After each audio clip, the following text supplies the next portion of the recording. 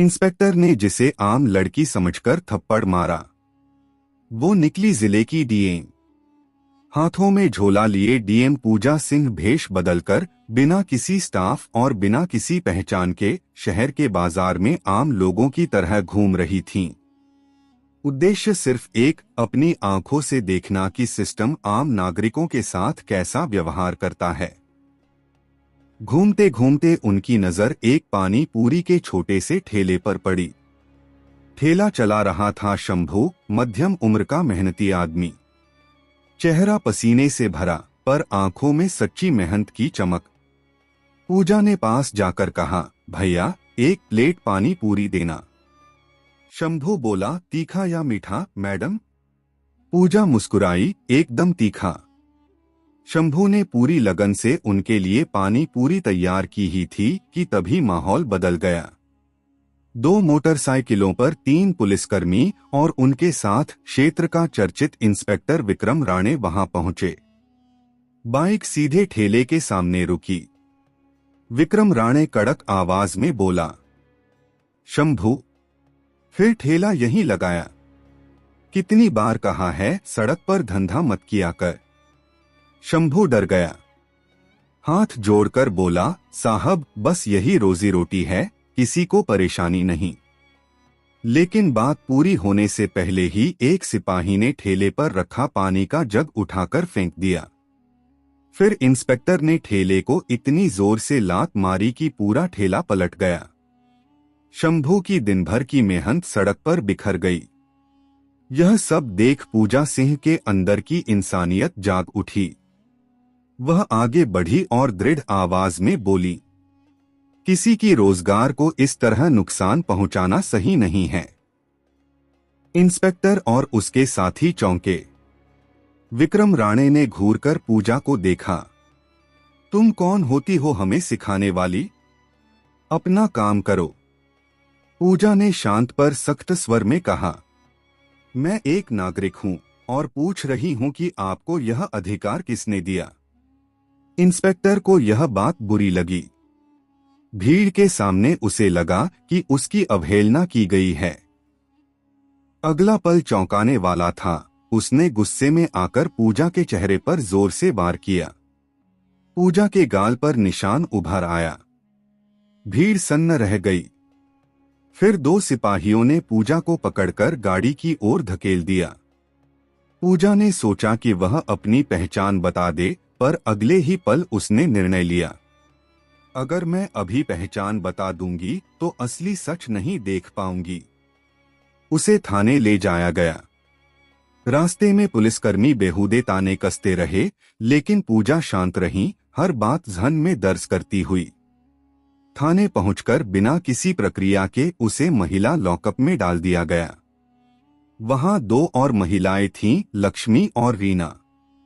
उन्होंने अपने अपने साथ हुए अन्याय के बारे में बताया। पूजा का दिल भर आया। यह थी सिस्टम की असल तस्वीर। थोड़ी देर बाद इंस्पेक्टर विक्रम राणे फिर आया और कागज पर जबरन साइन करने के लिए कहा।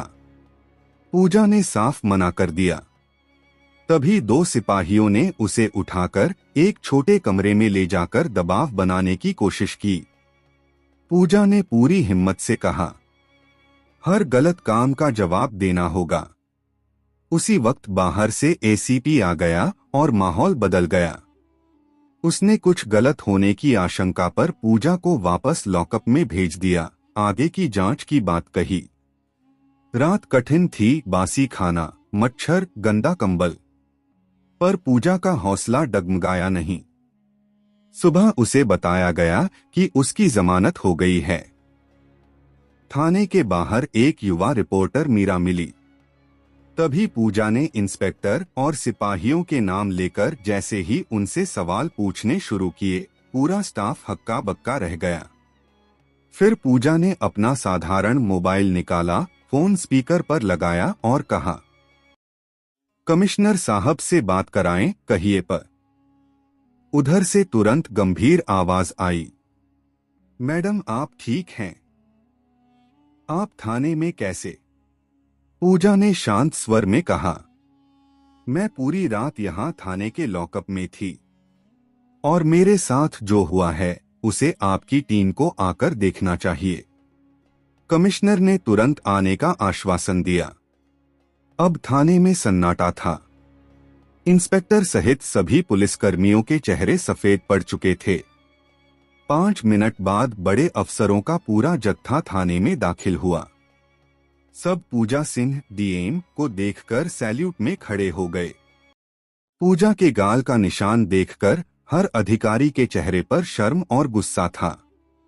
पूजा ने शांत पर दृढ़ आवाज में पूरी घटना सुनाई और कहा, अगर कल मैं डीएम नहीं होती तो क्या होता? क्या यही सिस्टम आम लोगों के साथ होता है? फिर उन्होंने आदेश दिया, inspector Vikram Rane, constable Patil, constable More, constable Shinde, इन सभी को तत्काल प्रभाव से निलंबित किया जाए। उन पर कार्रवाई और एफआईआर दर्ज की जाए और शंभू के ठेले के नुकसान की भरपाई इन्हीं की तनख्वाह से कटे। थाने में सन्नाटा था। कानून पहली बार सही मायनों में आम आदमी के पक्ष में खड़ा दिख रहा था। पूजा ने कहा, लक्ष्मी और रीना को तुरंत रिहा करो। इनके केस मैं खुद देखूंगी। बहुत बड़ी भीड़ जमा थी। मीडिया भी पहुंच चुकी थी। शंभू पूजा के सामने रोते हुए आया। पूजा ने कहा, चिंता मत करो भैया, आपका ठेला वापस मिलेगा और अब से आपको आधिकारिक लाइसेंस मिलेगा। कोई हफ्ता नहीं मांगेगा। फिर वह मीडिया की तरफ मुड़ी और बोली, कानून से ऊपर किसी की ताकत नहीं। न कोई वर्दी, न कोई कुर्सी, न कोई रुतबा। जिस दिन सिस्टम आम आदमी को सम्मान देगा, वही दिन असली बदलाव का होगा।